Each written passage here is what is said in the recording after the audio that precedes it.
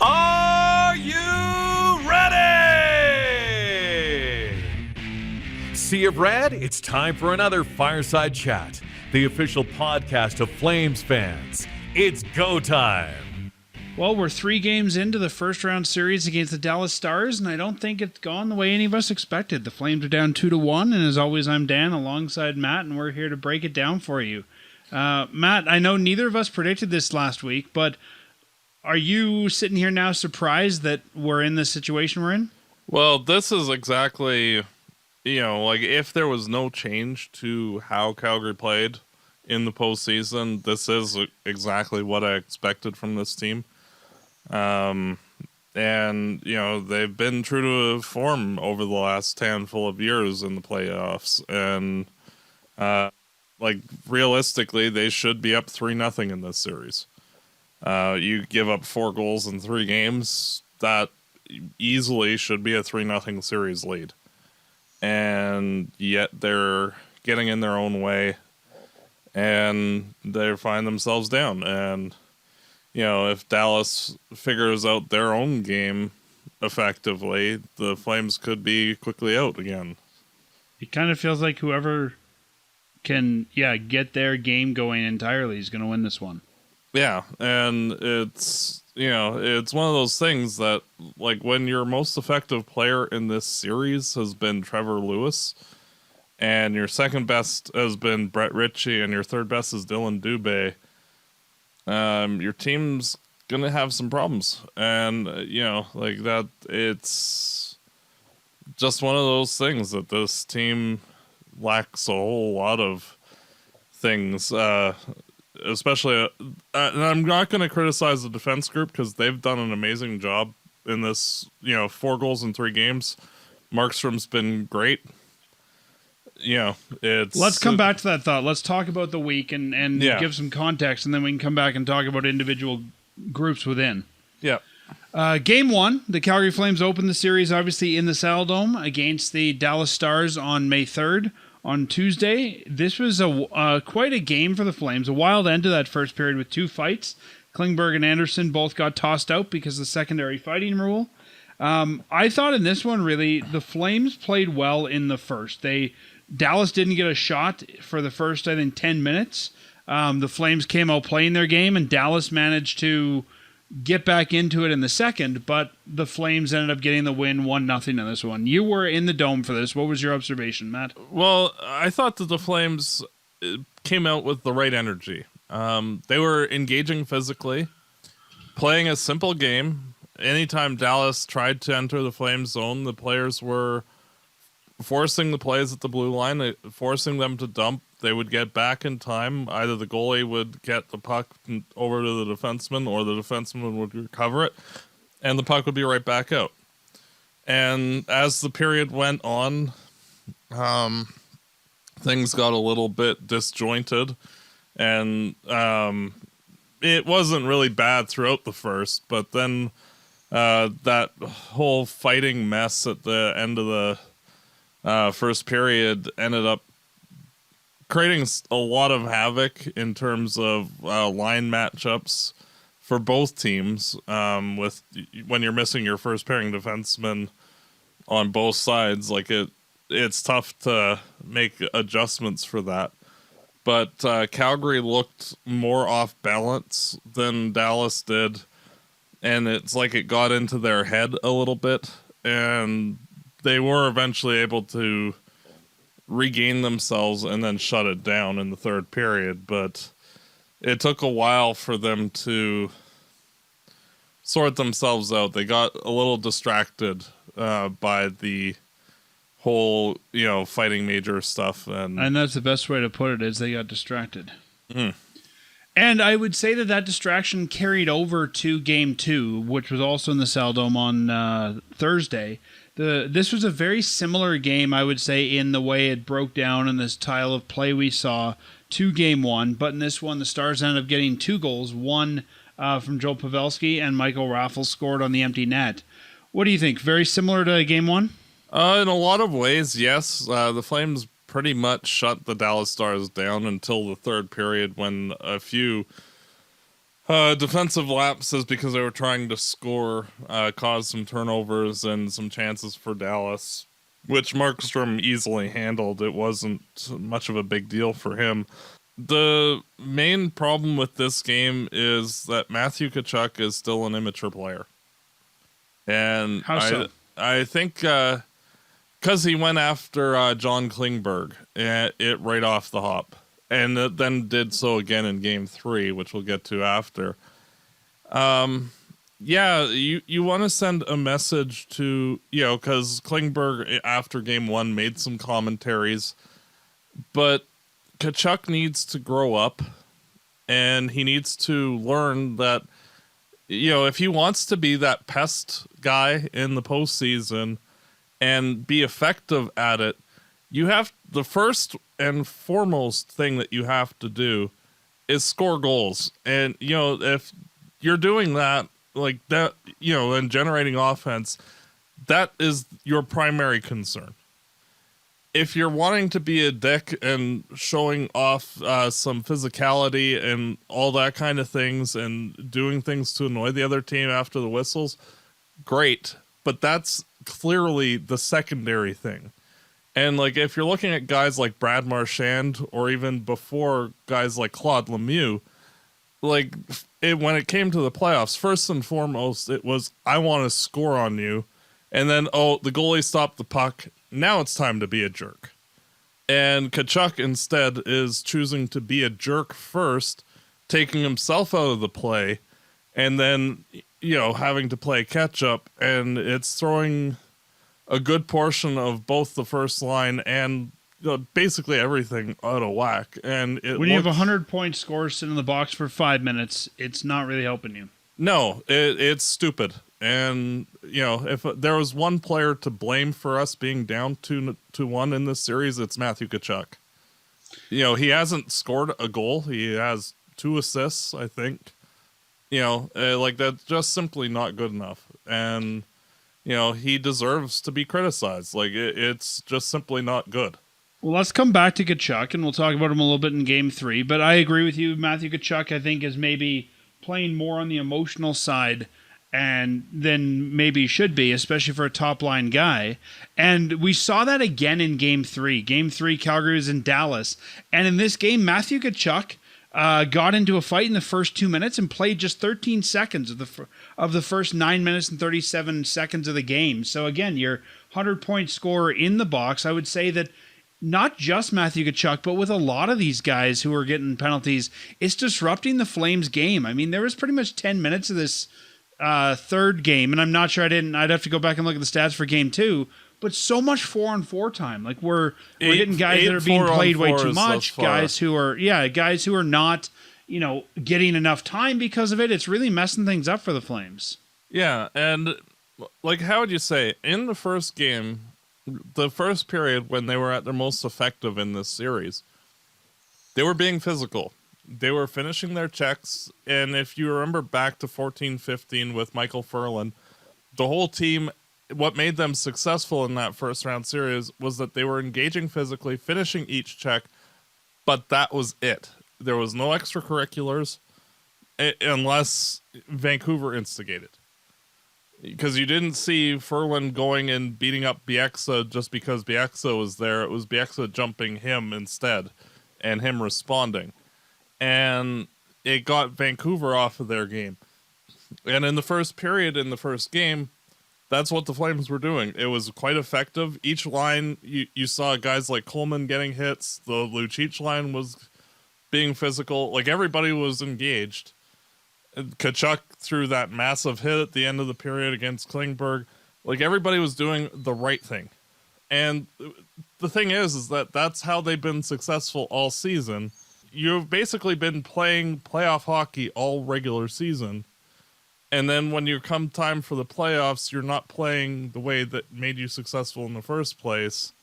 It's frustrating. What are you doing? It's not that complicated. Calgary seems to be the only team that has this problem where when the playoffs start, they just completely, beat themselves. They're not, Dallas is not good. Frankly, 12 of the 15 teams that aren't Dallas would be up in this series. Like maybe Nashville, LA, and us would be trailing. Like it's not, it's if not we like, look at the particulars of Game 3, which is where we are, and a lot of your criticisms are valid, but I think, looking at where we are in this game especially, the Flames killed themselves also in the playoff dot here. The Flames did not even win 50% of the faceoffs, and some key draws, like in the last 2 minutes with the goalie pulled, there were 3 offensive zone draws against 3 different players that Elias Lindholm lost. How many times the guy got thrown out of the faceoff dot in that game? Like, you've got to win those draws. And the other thing I noticed in this game, Matt, and it harkens back to what you and I have talked about for so many years with the Flames, the defense couldn't keep the puck inside the offensive blue line. How many times did we see it come back? The guys lost it. We had to go all the way out and all the way back in. Like you said, the Flames just aren't playing their game, and they're not doing what brought them to the dance. Well, and even player usage, as an example. Like I remember back in 03-04 when the Flames actually were successful, that they had their best face-off guy on any important draw, even if he was only out there to take the face-off and then book it to the bench. Like Lindholm was not having a good game in the face-off dot. Throw your best guy out there literally just to take the face-off when it matters that much. And I don't want to get into criticizing player usage too much, because I think with all the special teams play, that player usage has kind of been thrown into a blender. True. And the 4-on-4 ridiculousness has completely discombobulated everything. Like, Calgary's one of the most effective 5-on-5 teams in the NHL, so, what better to have than a bunch of 4-on-4 play to completely screw up everybody. So after those 3 games, the Flames are now down 2-1 in this series, and we have one more game to play in Dallas. Matt, are you worried? This is the reason why I wanted Daryl Sutter as the head coach, and why, like, I had that rant episode a few years ago, because this will delineate entirely what these players are made of. Frankly, Daryl has been through this so many times, and yet this is the same story that we've seen since 14-15 with this Calgary Flames team. Like, they've been the better team in most of the series, and they find a way to lose. Like, with how mentally weak they are, like, if we were playing Montreal or Arizona in a playoff series, I don't know if we could beat them.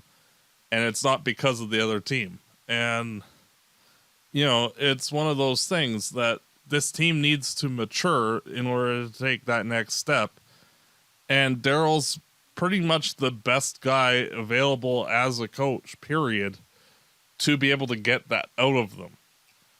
So if in the next game the Flames get blown out, which, would be true to form based off of past experiences, then, it's clearly a personnel issue, and, you can just kind of write this season off and, write the team off, frankly.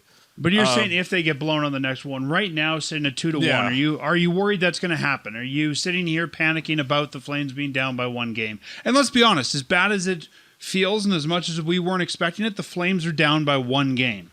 No, I know. And like, there are a ton of positives to draw from the first 3 games. They only gave up 4 goals.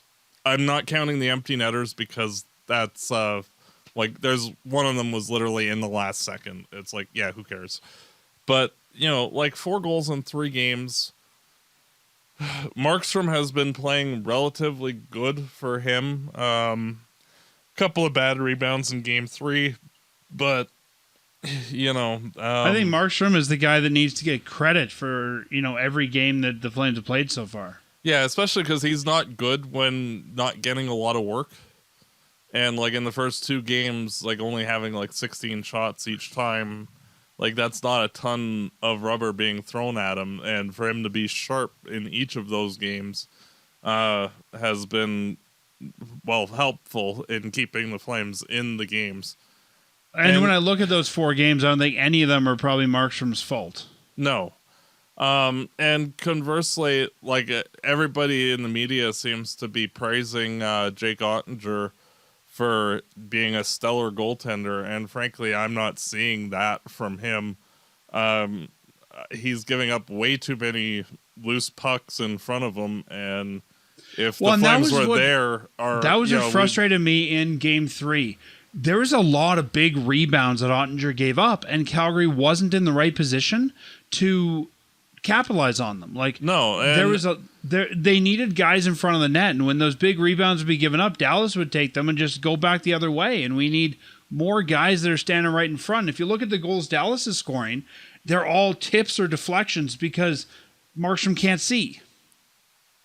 Exactly, like the first Pavelski goal in Game 2, that was an excellent redirect. Fox's goal, another redirect. You know, Pavelski's second goal in the third game, rebound pounced on in the slot.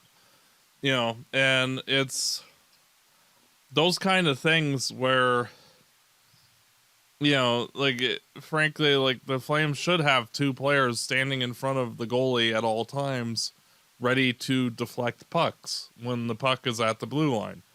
And yet there's nobody to be seen, no traffic in front. And, you know, like, point shots from the blue line, you know, like, I've played in net before, like, those are relative. If you're not being screened, those are easy catches.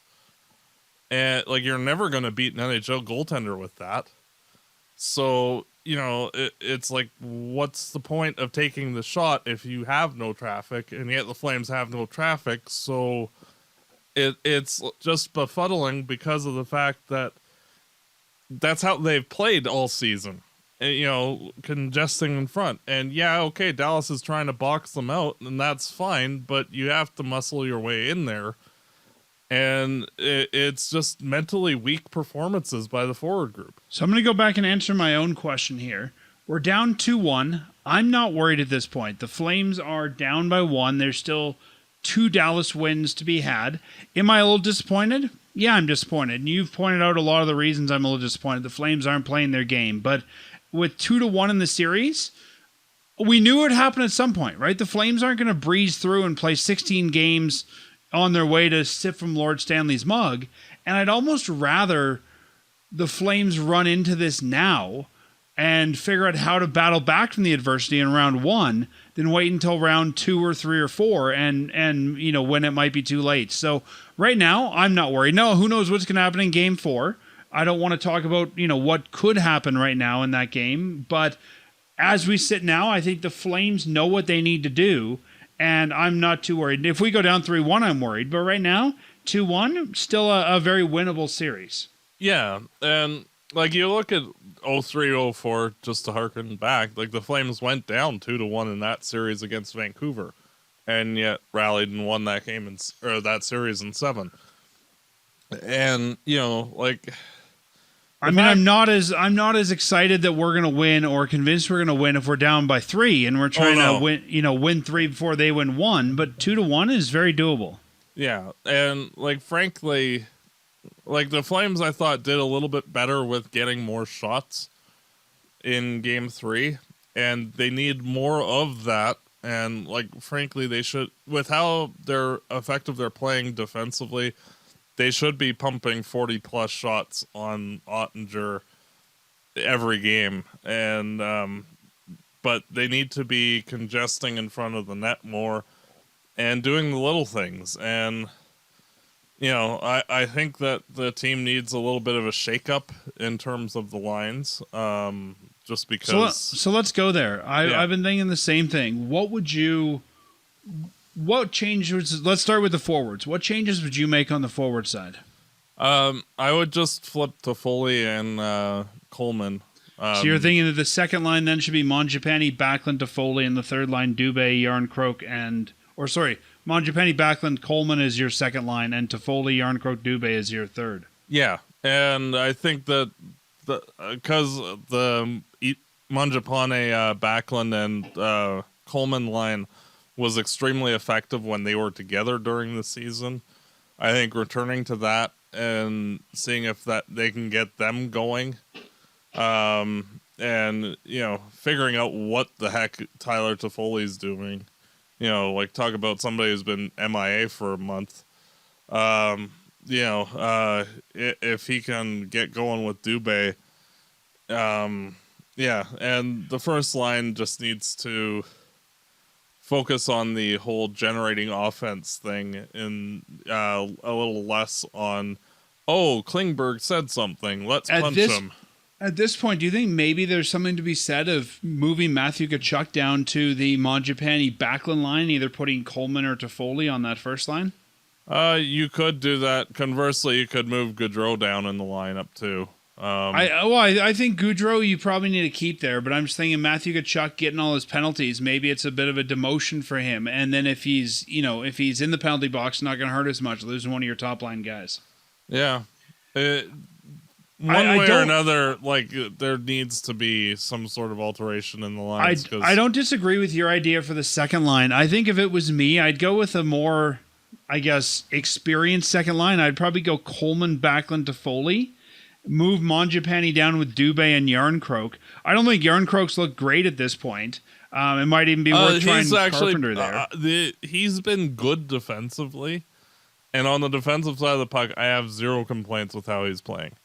It's just that offensively, he needs to start doing something, anything. And I think if you were to put Mangiapane and Dubé with him, he could move that puck up to those guys and let them try to do something there. But I'm just wondering if maybe a more veteran line of Coleman, Backlund, Toffoli might be the better second line. Yeah, I can see that. And I mean, in that game 3, the fourth line was probably the Flames' best line. Do you change Lucic, Lewis, and Ritchie?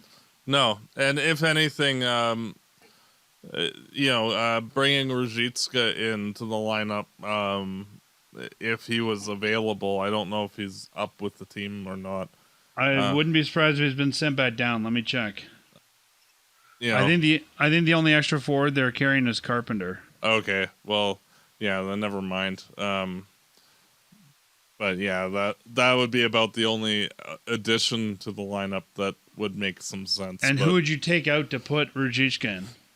Probably Yarncroc at this point. The other thing I'm wondering about is we saw in the bubble Lucic Dubé looking well together, and I wonder if you almost go Lucic Dubé Ritchie or Lucic Lewis Ritchie, Lucic Dubé Lewis or Lucic Dubé Ritchie, and then slot Carpenter in on the fourth line. It's one of those things.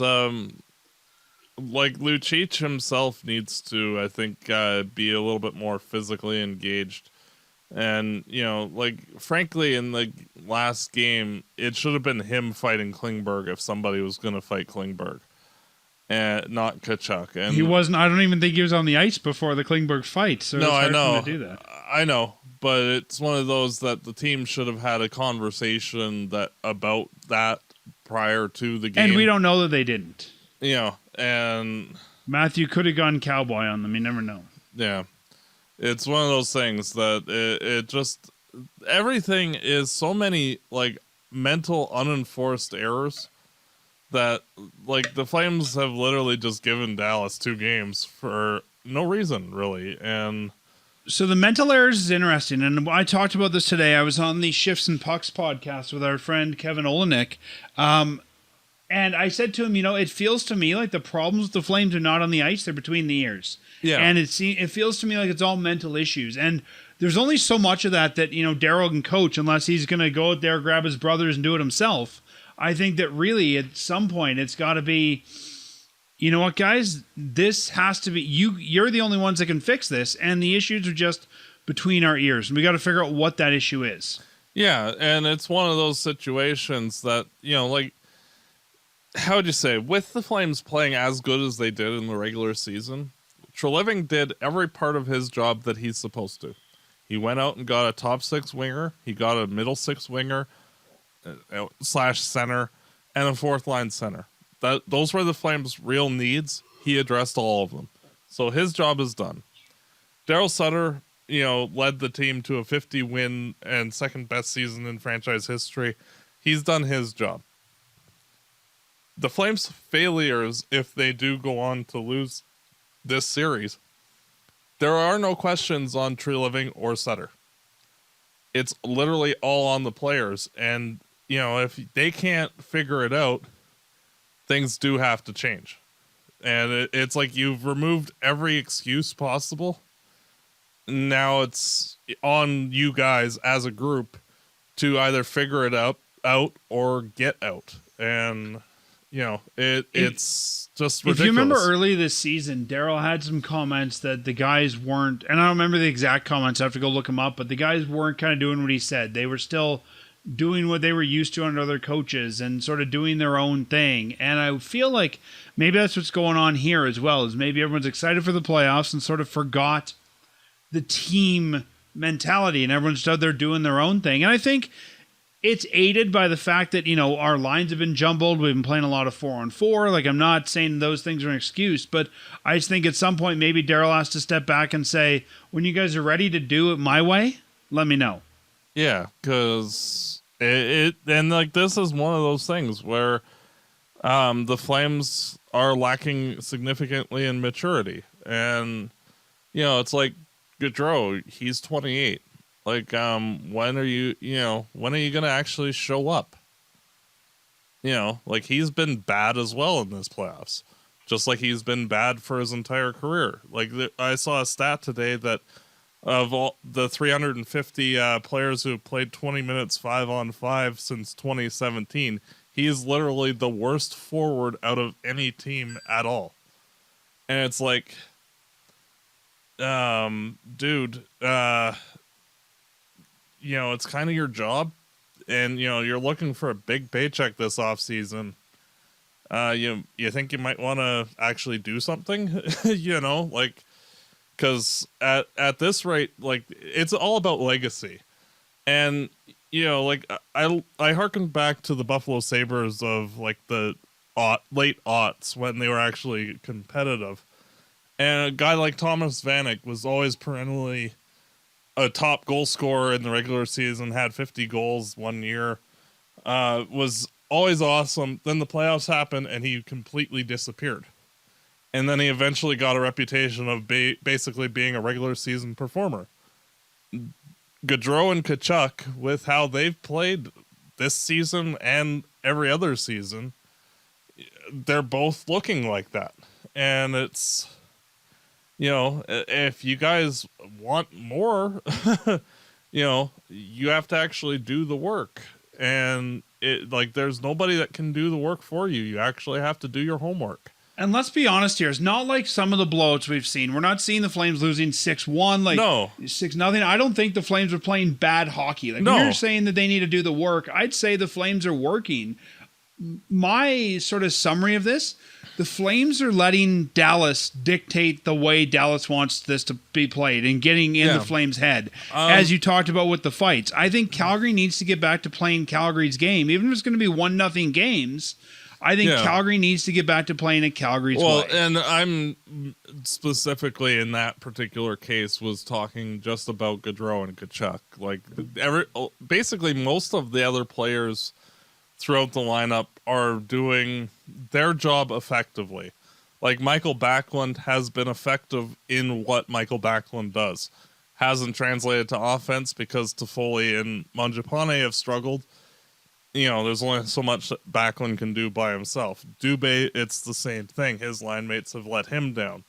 The fourth line, they're the fourth line. They're not going to, them scoring a goal is basically their playoffs right now. It's one of those, though, that like those two guys, it's their job to generate offense and be dangerous and, fight through things. And, like with them both being free agents, Tkachuk being restricted, like they're writing their own legacy, frankly. And like, if they're wanting big term and dollar contracts, like they're not going to get, like, especially if the Flames embarrass themselves again, like they're not going to get the dollars that they're looking at, and like, okay, yeah, you had a great regular season. And so,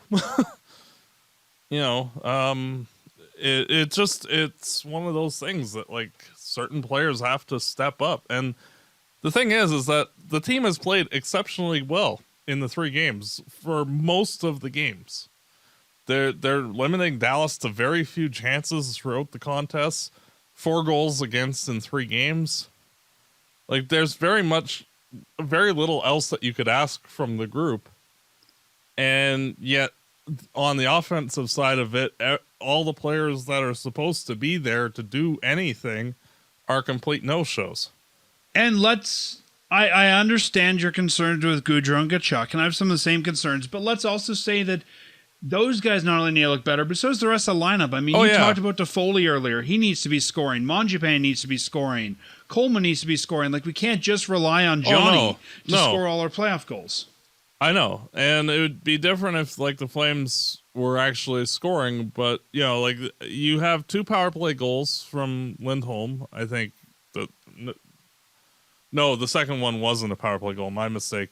1 power play goal, 1 5-on-5 goal from Lindholm, and a 5-on-5 goal from the 4th line. That just simply is not enough from anybody. It's almost like you want to put the 4th line out there for 20 minutes because they're like the only group that's actually doing anything. The Flames' best people need to be their best people, and they haven't so far. No. Let's just sum it up as that. And I think that's going to be a key over the next, 3-4 games to making sure that the Flames win this one, is their key people have to be their key people. Yeah. And, it's, the writing is on the wall as well. If those people can be the best people as well. Yeah, I'm not going to take as maybe negative a look as that. I still think that this is the Flames series. I think. Oh yeah, I do too. Maybe the Flames came in a little more confident than they should have been. But I still think that this is the Flames series, and I think that Jake Ottinger's getting a lot more credit than he's deserved. I thought in game 3 he looked kind of shaky for the first 10 minutes. He didn't look all that confident, and I think the Flames need to be there, whether it's the top people, whether it's the 2nd, 3rd, 4th line people. They need to be there to capitalize on that, and they need to do more in the offensive zone. And a few times it looked like they were almost scared of Dallas in front of the net. They'll go in, they'll sort of veer off to the side of the net. You've got to, like you said, stick someone in front of the net and not let them get pushed out of the way. And when they did have a guy in the net, Dallas would just kind of move them out of the way. Yeah, and it's no surprise that the one goal that they actually did score that wasn't a shot from Lindholm in the slot was 2 Flames players crashing the net and banging it in. It's not a difficult recipe. You have to go to the dirty areas if you want to win. And so what if you're going to get cross-checked? That's the point of playoff hockey. And if you're not willing to do it, it's just mystifying because of the fact that they've done so much of the rest of the games well and are playing at a very elite level. Like, if you keep the defense the way it's been playing and you can actually generate some offense, like 3-4 goals in a game like they've been during the regular season, like, this team will run over everybody. The ability to shut everybody down on Dallas has been remarkable. Like, other than losing Pavelski on that Anderson, going off and letting Pavelski alone. Like, that was the only time that the defense has really been bad in the 3 games. And I think the biggest thing for me is just the Flames have to get back to playing their way, both on the ice and between the ears. And, if Dallas's guys want to start roughing it up with the Flames or want to start doing stuff like that, the Flames have to be disciplined enough to just walk away, skate away, and say, we're not going to play that way, and let Dallas make some of those costly mistakes. I mean, if you drop the gloves and our guy skates away, you're sitting down for 2 minutes, and the Flames want that man advantage. And I think, to me, the biggest change that needs to happen for Game 4 is just the Flames going back to their way and not letting Dallas get in their head. And I think the Flames are probably overall playing the better hockey over three games, but I think that Dallas is really the team that is that's dictating the way that hockey's played because they're getting in Calgary's head. Yeah, well, like in the first period of game one, when the Flames were actually engaging physically, they weren't responding to Dallas. Dallas instigate, like even the Kachuk and Anderson fights, that was those players instigating the fights, not Calgary chasing their tails. And ever since then, we've been chasing them. And it's no surprise that, like they're in our heads when like there's absolutely no reason to be. Exactly. And I think that's something that, and you mentioned it, this is a younger team. And I think part of this is learning, growing, and maturing, but you're almost learning, growing, and maturing while you're playing. And I think that, the Flames just need to not worry about Dallas wanting to fight or wanting to, get chippy and just do your thing. And I think that's part of the issue in a 7-game series. It's not like in the season where you play a team and you're upset and then you move on to the next team. I think it's easy for that stuff to fester if you're not mature about it. Yeah. And, like, how would you say, if Calgary can figure out a way of returning to their own way of doing things, Dallas should be easy. Like, nothing that Dallas has done in the 3 games has impressed me. They're scary. No. I'm viewing them as more or less the LA Kings. Like, they're not good. And yet, like LA has been equally as bad as Dallas for the most part. In the first 3 games against LA or Edmonton. And, and this one we've seen from the Flames even before this season is they tend to play down to their opponent a lot of times. And it feels like maybe they came in sort of like you're saying Dallas isn't good, and maybe underestimating Dallas a little bit. And by the time they looked around and said, oh, wow, Dallas is doing good, it was too late. Yeah. And it's like you actually have to respect your opponent and do your homework. And, like the Flames have an easy road to the conference finals. Dallas isn't very good. Edmonton and LA are not very good. They should be easily able, based on talent alone, in a, on paper look at each team, should be able to run roughshod over them. But you have to actually do the homework. Dallas is showing up. Calgary hasn't. And that's what happened the last time we played Dallas. Like, Calgary won 5 of the 6 games, other than last-minute dumb mistakes that ended up in the back of the net, and then them losing in overtime. And, they should have easily won that series against Dallas the last time. And yet, they didn't follow through for the whole 60 minutes, and they let that one go. And they're in the process of doing the exact same thing. We talked about the forwards, Matt. Would you make any changes to the blue line pairs? Nope, not at all. They're, in my books, they're awesome, and keep doing what you're doing. The only thing I would consider is taking Zadorov out and putting Stone in. Nah, I think Zadorov's been good enough, and he brings that physical game, and he's a bit of a deterrent as well. You haven't really seen Dallas pushing and shoving too much in front of Calgary's net in the 3 games.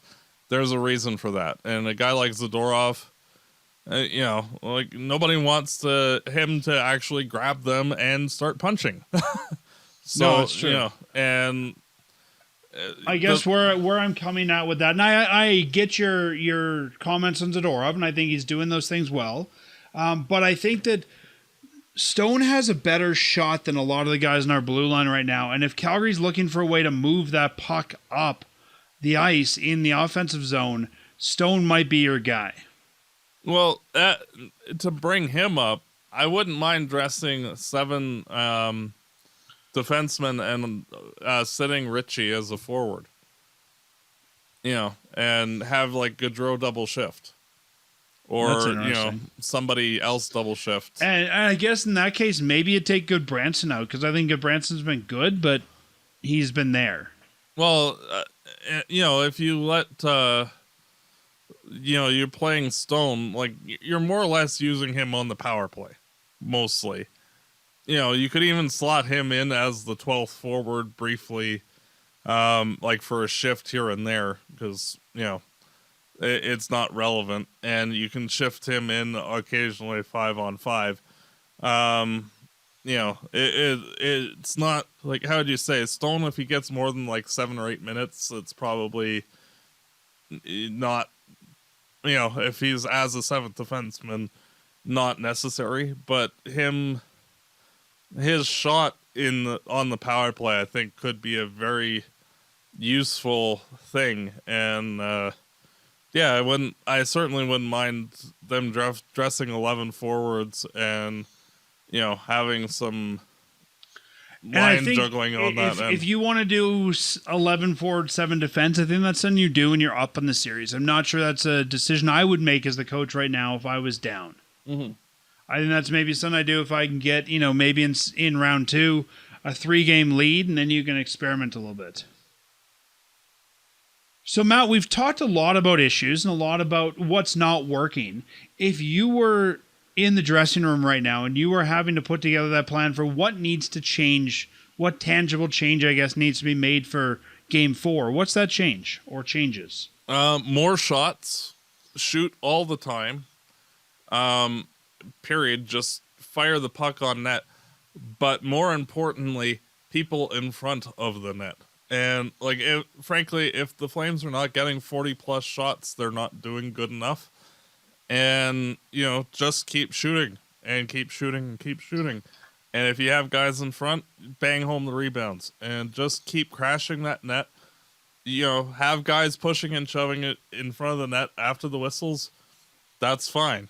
But, get there and, make Ottinger's game difficult. And if you're respecting them too much, they're not good. You should walk over them. They're in your way. Go beat them. Yeah, I would agree with what you're saying about shooting more. I think all 4 lines need to put that puck up. I think also being smarter with the puck and what you're doing with it. Yeah, true enough. Even when we've been in the offensive zone, as I mentioned at the top of the show, we've seen a lot of times, especially in Game 3, where the puck comes down the blue line, somebody loses it, lets it go over the blue line. Now you got to come all the way back out and all the way back in. And I think it's not even shooting, but moving that puck forward. Yeah. If you can't get it on the net, dump it in and let someone else get it.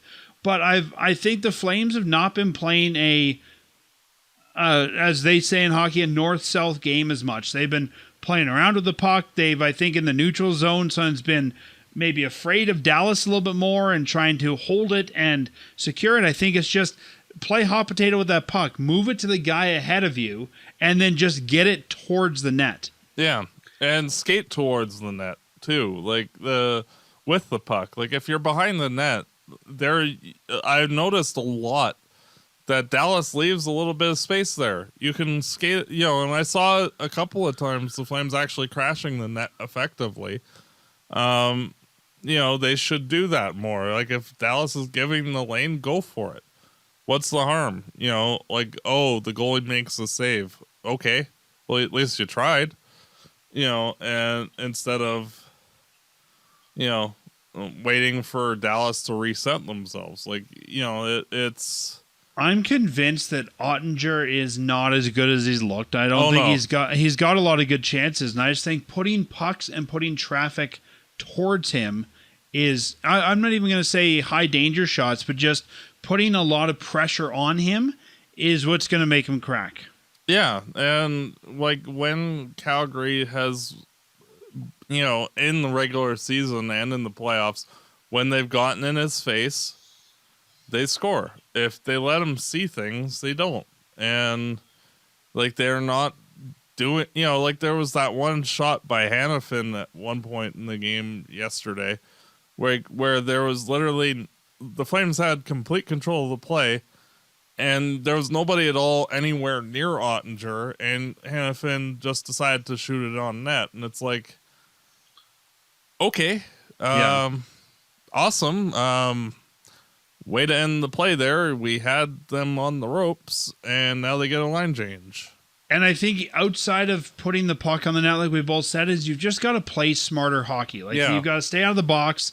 Even in the first 2 games, we got too many men penalties. I think there was 2 or 3 of them in one game. To me, that's the most undisciplined penalty you can get. Yeah, and like the whole team just needs to. I think you just need return to simplify your game. Treat it like a regular season game. Like you were one of the most consistently good teams in the regular season. Treat it like that. Do the things that made you successful then. It's not rocket science. You were awesome all season. Like just do those things. Like it's like, yeah, Dallas is playing a little tighter defensively. And, Yeah, I think just simplifying your game and playing hockey, just going out there and playing, I think just the fundamentals are going to get you the win. I don't think we're going to see in this series a 4-0 win or a 6-0 win. I think it's going to be 1-2 goal games, but I think just putting that pressure on and staying out of the box. We need to keep 5 guys in the ice as long as we can, whether it's 4-on-4, 5-on-4, 3-on-4, just stay out of the box. And I think that a lot of the penalties have been because somebody's angry. Dallas will hit one of our guys and then we'll retaliate, and they always see the second one, and it's just like, ignore it, move on. Oh, I know. And it's just a lack of focus all the way around. And like, this is the main reason why I'm so glad that the Flames have Daryl Sutter as the coach, because he's been through this so many times that, he knows how to and exactly what is wrong and how to fix it. So whether the players listen, that's another story, but well, that's it. And I think that's probably part of the issue is, Daryl's not playing the games. He can only coach these guys so much. I think that, they just have to do what they know has given them success. Yeah. And by the way, I think that, like, Toffoli, if he actually gets one, I think he's going to go on a run. And same thing with Yarncroc.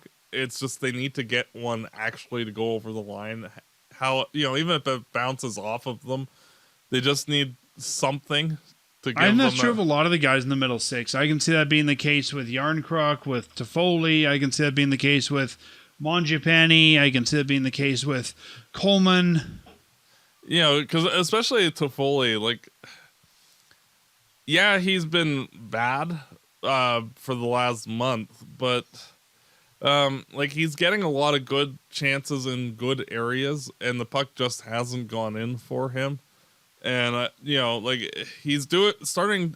Like, I noticed him more in Game 3, where like he was in the right areas to score, and he was actually getting shots on net while in those spots. It's just Ottinger, unfortunately, that stopped him. But if he can actually get one of those in, I think that could change the series. But you have to actually do that first. So and that's part of the problem.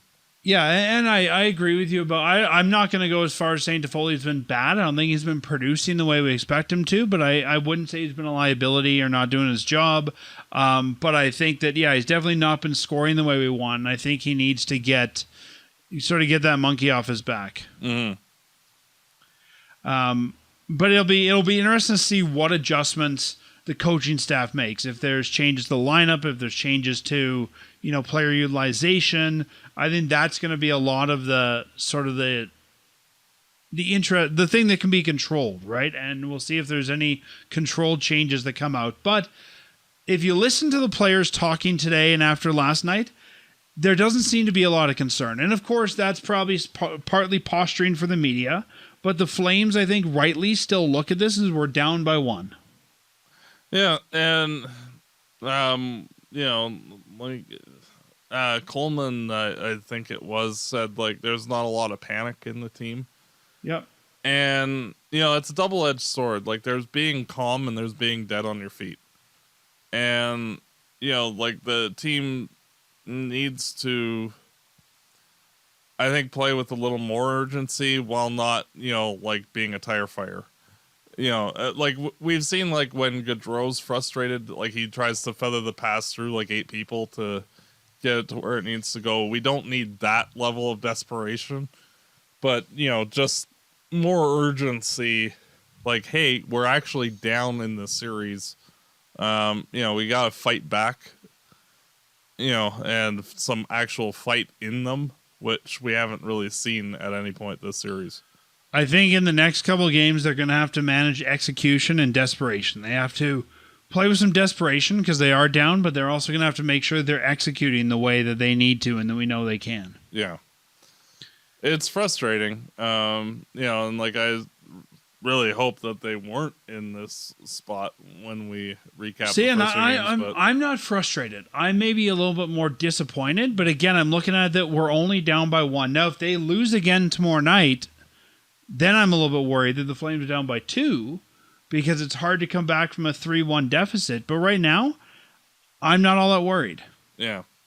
Well, frankly, like if the Flames lose tomorrow, they're done. I don't see any, with this group of players, I don't see any bounce back at all. I would be amazed. If you've got to use your 3-1 sort of, if you're playing Uno and you play your 3-1 card in the first round, you're kind of out of tricks for the rest of the playoffs. Yeah.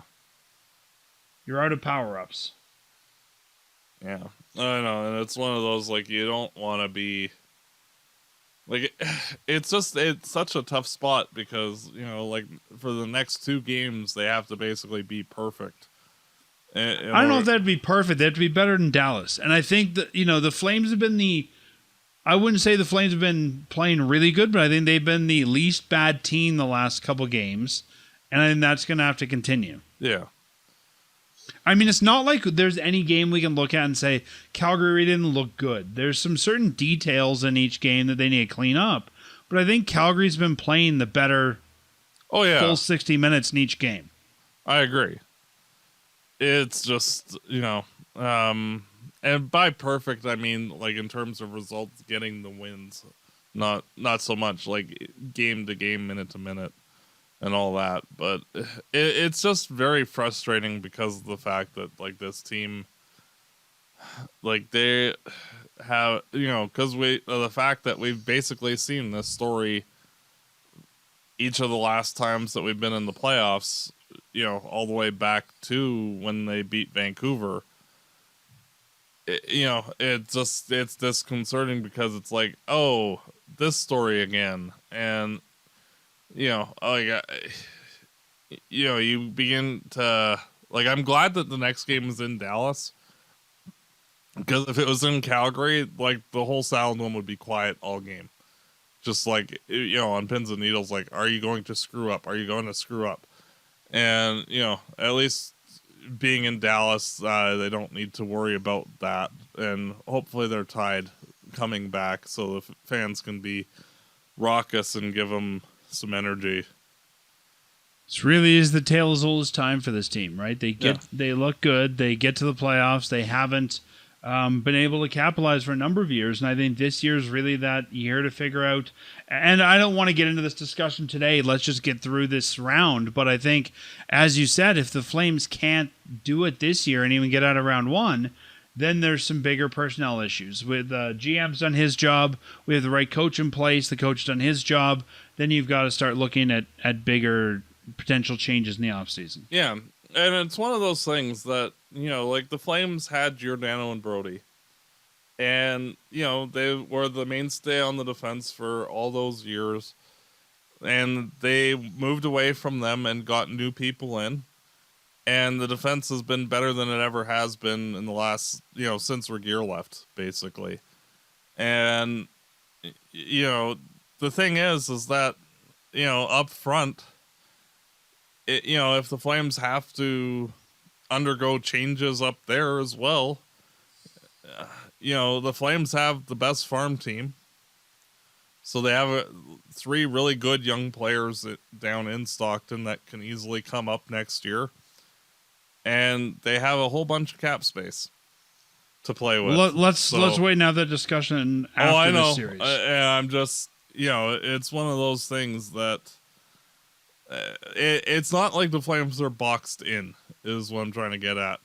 Like, there is ways to maneuver things structurally if the same story happens again. Yeah, there's lots of ways to deal with that. And again, we'll deal with that in the off season. But Yep. potentially three games this week, could be as short as two. We've got the game on Monday night in Dallas, 7:30 Calgary start time, which, I mean, if you look at the Saturday game, it's supposed to be 7:30, almost 8 o'clock by the time it actually started. So I'll use air quotes, 7:30 start time. And then they come back on Wednesday for the Saladome, game 5 in the Dome, potentially Friday, game 6 in Dallas. Matt, we've got 3 games on the docket. What are your predictions for this week? I'm going to go based off of past history, loss. So you think the Flames are done? Yep. Interesting. They need to show it. Period. Prove me wrong. Prove every fan of this team wrong. Because I can't think of anybody who realistically does not look at the results and say, oh, hey, it's this story again. So, they have to actually step up and show they are different. If they can, then hey, awesome, great, But, it's put up or shut up time. And, past history, they've not shown a damn thing. So I'm going to go I'm going to go almost the opposite of you. I'm going to say that they win game 4 and win game 5, and they will lose game 6 to make the 7-game series. I'm also thinking that one of the games this week is going to be an overtime game. We're seeing such tight games between these two teams. I'm surprised that there hasn't been one yet. Yeah. So we'll see. I mean, I understand where you and a lot of people are coming from. I'm not that worried yet. I still think this team's going to pull the nose up, but they've got to do it now or it's not going to happen. Yeah. Yep. And it's all on the players. The answer's in the room, one way or the other. And, it's just, if they can actually overcome this adversity and show themselves that they can do it, then, this is the best lesson that they could have had. Because, frankly, like, if they run roughshod over Dallas the rest of the way, say they win all 3 of the next 3 games, and, like, that's it, we're on to the next round. Like, that's the type of momentum builder that, okay, yeah, we were kind of screwed right there, but, we now know what it takes to win, and we're going to do those things and be consistent with it. And with how the rest of the makeup of the team in terms of defensive and goaltending, they will be a very tough out. But if they can't overcome themselves, yeah. And that's where they need to show it. We're about to find out, Matt. We've got a game tomorrow night, and I think that game is going to tell us what the rest of the week holds. Yeah. Yeah, because, like, if that's a loss, it's done. But if it's a win, then, hey, we're right do back it again. in it. Yeah, exactly. Well, just like we did last week, we'll end off this week's show with a playoff anthem. Last week was a little more of a fan-made anthem, and this one is one that people probably know. This is Win the Cup by Wild, which you've probably heard all over Virgin Radio Calgary. So if you haven't heard it, that's coming up next. If you have heard it, enjoy it again. I've got another one that I'm working on for next week, just getting some rights clearance, but enjoy the playoff anthem. And Matt, can we still say "Go Flames, go"? Even though you're thinking that this might be the end. Oh no! Hey, the optimism never ends. It's just the realism. Having to be intellectually honest, to steal a phrase from Jay Feaster. And as always, go Flames, go. Win the cup. Win the cup. Win the cup. Win the cup. Win the cup. Win the cup. Win the cup. Lift it up. Win the cup. Win the cup. Win the cup. Lift it up. Win the cup. Fill it up. Win the cup. Drink it up. Flame and sea. Calgary. Lift it up. Win the cup. The roof's on fire and your team's gonna choke when the smoke get higher. Cause we skate fast, burn ice, shoot pass, check tight, Sutter looking good, right? 1989 hype, hit 'em with that good goo, dro going club side. 2004, it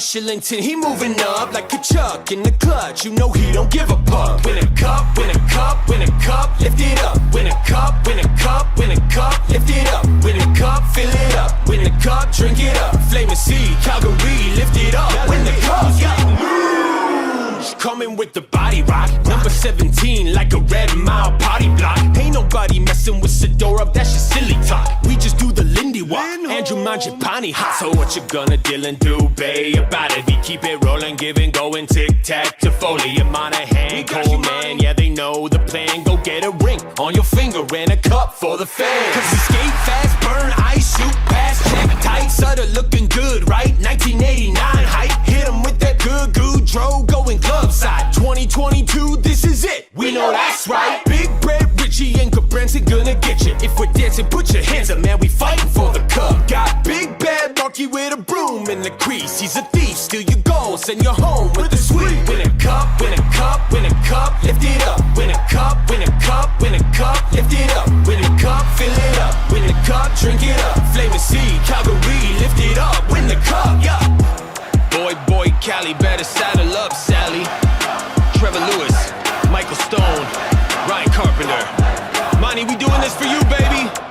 Yeah.